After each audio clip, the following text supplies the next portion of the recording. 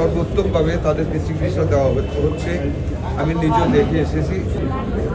ওখানে হালি শহরের অধিবাসী 9 জন একই পরিবারের, এর মধ্যে একজন প্রবাসী দেশে বেড়াতে এসেছিলেন। 9 জন অগ্নিদগ্ধ।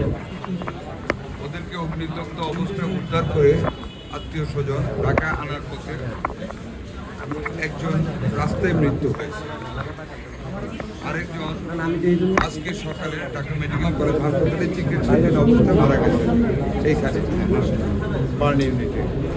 বাকি 7 জনই চিকিৎসাধীন আছে। আমাদের হসপিটালের সম্ভাব্য যতগুলি চিকিৎসা দেওয়ার মতন ব্যবস্থা আছে সর্বোত্তমভাবে তাদেরকে চিকিৎসা দেওয়া হচ্ছে।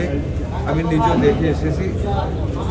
100% বার্নই বেশিরভাগ না, 100% মানে 3 জন ছিল, একজন তো মারা গেছে, একজন মারা গেছে, বাকি সবাই 60%-এর উপরে, 60% অ্যাবাভ বার্ন আছে। ওখানে একজন আইসিইউতে আছে, ভেন্টিলেশনে আছে, আর এমনিতে আইসিইউতে আরেকজন আমার এলাকা।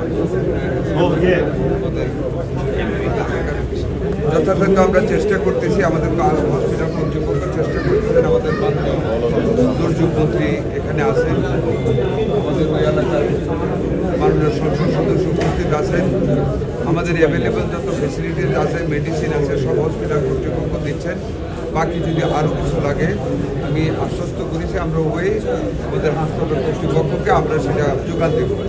তবে আগুনে পোড়া মানুষ অনেক কষ্ট হচ্ছে, তাও অনেক কষ্ট, যতটুকু সম্ভাব্য ফেসিলিটি চিকিৎসা দেওয়া হচ্ছে। আপনারা দোয়া করবেন, আমরা টেক কেয়ার করতেছি। আমরা শেষ মুহূর্ত পর্যন্ত খেয়াল রাখবো কীভাবে প্রাণ বলি আল্লাহ বাঁচাইতে পারেন। আমাদের সহযোগিতা আমরা চেষ্টা করবো।